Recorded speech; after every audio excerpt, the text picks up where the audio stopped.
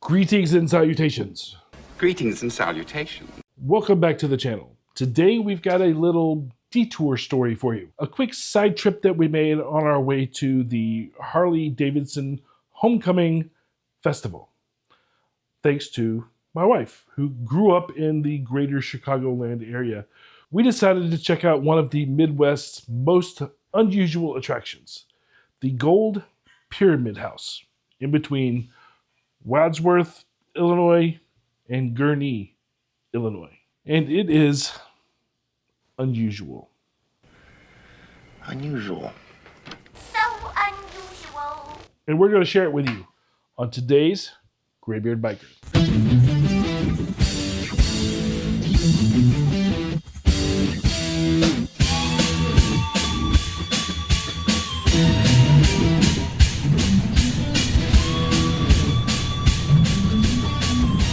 So here's the deal. We were making our way to our first official stop for the festival, and my wife suggested we make a brief stop at this giant golden pyramid she remembered from her childhood. Unfortunately, we couldn't get past the gate. The place was closed for tours that day, but that didn't stop us from taking in the impressive exterior. Even from the outside, the Gold Pyramid House is a sight to behold. It was built in 1977 by Jim and Linda Onen, and this 6-story structure is shaped like a giant pyramid and was once the largest 24-karat gold-plated building in the world. Now, it's changed since then, which I'll get into a little bit later, but while we were there, another family pulled up, saw us stop there, pulled up, went right there behind us, and was curious about the place just like we were. And my wife, with her local knowledge, was able to give them a bit of context as to what they were looking at, as she shared the things that she remembered from growing up there.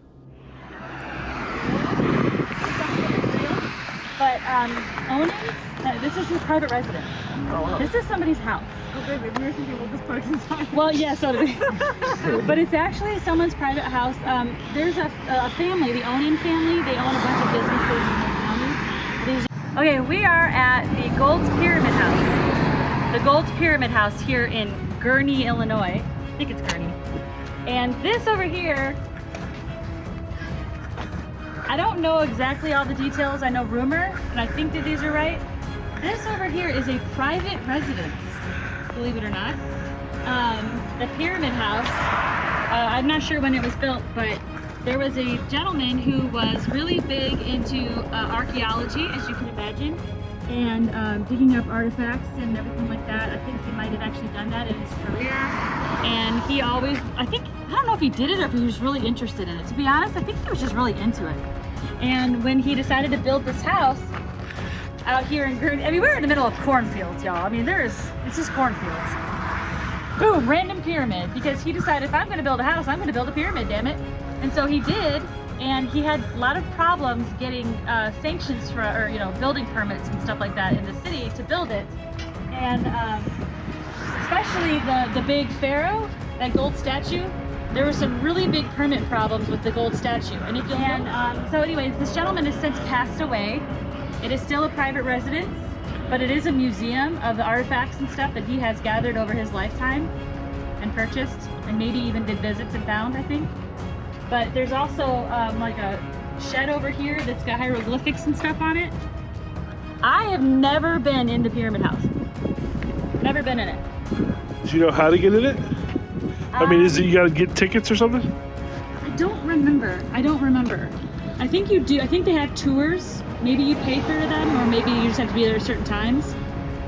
But it is this little hidden gem, and there's a little sphinx out there. A little underground thing over there too. Yeah, there's like a little tomb. And then there's something way back there with the American flag. I don't know.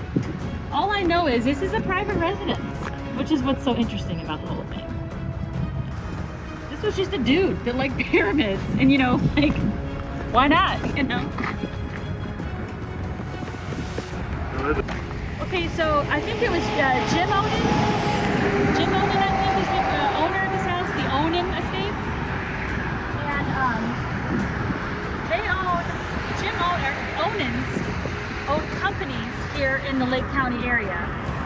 like a roofing company or garage doors, something. It's a big company.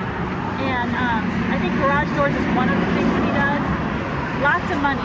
That's what it was. And he had lots of money, and he was really big into ancient Egypt. And so yeah, this is actually his house. You can see his mailbox right there. Onan, this is a mailbox, like you do. Everybody's got a mailbox. His just happens to have this with it. Now, this isn't just a house. It is a house, a residential house, but it's more than that. It is a full compound with a moat, a replica of King Tutankhamun's tomb, a 55-foot statue of Ramses II that guards the entrance. It's like a slice of Egypt right there in Illinois. It was a fun little exchange connecting with fellow travelers and sharing what we knew about this unique spot. My wife's memories really helped bring the place to life, even though we couldn't get inside. Now, let me tell you a bit more about this place. It is patterned after the Great Pyramid of Giza at a 1/9 scale. Jim Onan, who is the guy that built the thing, he studied pyramids and energy in the 70s after a university in Wisconsin said that pyramids could make their own power. They called it pyramid power. Jim became somewhat obsessed and started making lots of little pyramids in different sizes all around his home, experimenting with this idea of pyramid power. One day, his wife was joking around and told him that he should just go ahead and make his next house a pyramid. And he did. In 1977, the garage builder builds this house, a pyramid house, on his 10 acres in Wadsworth, Illinois, near Gurnee. Now, when building the first level, which is where the pool was supposed to be, they found out that, hey, there's a natural spring underneath the house, which means they couldn't put the pool there. They did, however, use that natural spring for geothermal heating throughout the house. And the moat was unplanned. It's there because they needed a place for the runoff from the spring to go. Either way, they built it, finally moved in 1982. This guy, Jim Onan, the small business owner, garage builder, had a biker spirit. He would do things first and then ask for forgiveness later. He had several fights with the city that started with building this statue.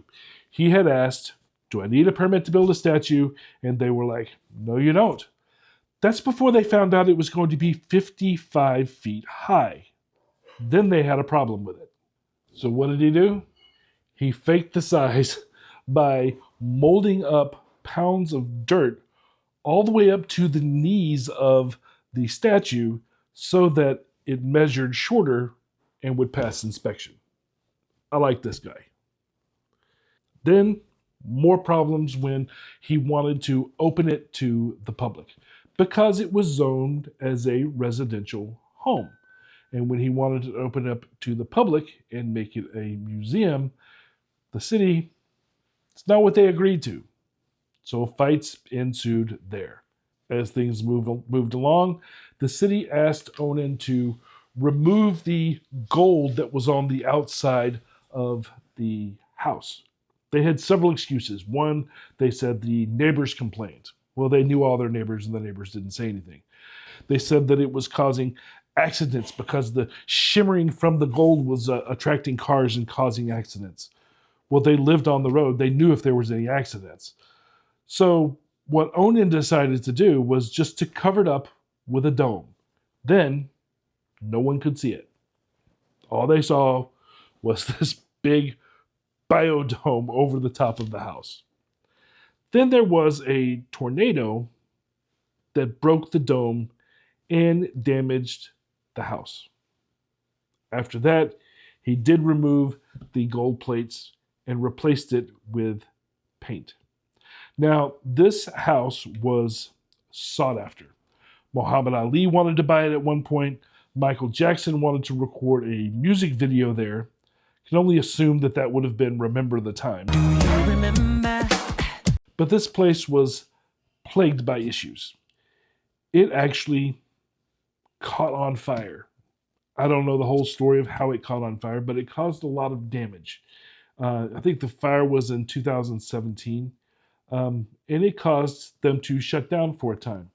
Since then, they tried to bring it back, have this grand reopening, that sort of thing. They now do wedding events. They have the museum. They have the gift shop. They also have the story that happened with the water. Somebody that was working there claimed that he was drinking the water that came from the spring and it had healed his high blood pressure. Well, that rumor went on until somebody had basically claimed that it was healing all kinds of things. It was covered in the newspaper, big National Enquirer type thing, in my opinion. But people had claimed he had the fountain of youth underneath this pyramid. So, you know what he did? He bottled it and sold it. Golden Pyramid water. He also made a vodka from the fountain of youth water. This guy's a capitalist at heart. He's found a way to make money. He's a small business guy to begin with. He was a garage, built garages for decades before this. Another thing that they did, they made several trips to Egypt. This family was really into Egypt. And they found barrels of beer, alcohol, underneath one of the pyramids, legend has it.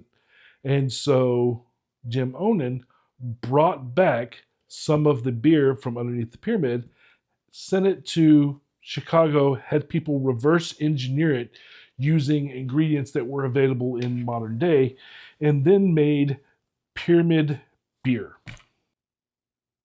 I think the guy said he ended up with 1,700 bottles of it. And it was extremely expensive beer. I think it was like $1,000 a bottle that he said that he was selling this for. It took him a while to be able to sell it, but it's really wasn't really beer. It's just alcohol. The longer it sits, the better off it is. Kind of like whiskey. And I don't know how much he has left. This is just a story I heard in my research. Interesting. Now, like I said, we weren't able to tour the interior or the grounds really, but from what we've learned and what my wife remembers, the inside is just as fascinating as the outside. The decor is all Egyptian themed with hieroglyphics, statues, and artifacts from everywhere. I've got some shots and photo that I've gathered from the family and the website that I'll show you what all the interior stuff looks like here now. And the tomb, what the tomb looks like. And you can see here where there was, like I said, talks about the pyramid having mystical properties, like improving health and giving longevity, which, whether you buy into that stuff or not, it certainly does add to the mystique of the place. And it helped him to make some more money off the property. I can't imagine how much it costs to build this thing. So even though we didn't get to go inside, just seeing the gold pyramid house from the outside was worth a stop. It's one of the places that piques your curiosity as soon as you drive by and makes you want to learn more. And if you're ever in the Gurnee / Wadsworth area, I'd say it's worth stopping by. But I'd check ahead and see if they're going to be open for tours. I don't even know if they're still doing tours anymore, but I know that in 2021, they were supposed to have a revival since the fire. They weren't doing anything the day that we were there. And I don't live there, so I don't know if they maybe shut down altogether. I don't know. Either way, that's it for this little side adventure. Thanks for tuning in, and let us know in the comments if you've ever been to the Gold Pyramid House, or if you plan to check it out next time you're headed up to Chicago or Milwaukee. Don't forget to hit the like, subscribe, and notification bell and all of that YouTube-y stuff. We've got the next video coming up in the series soon, so we'll see you in the next video. And until then, stay free. Keep it shiny side up.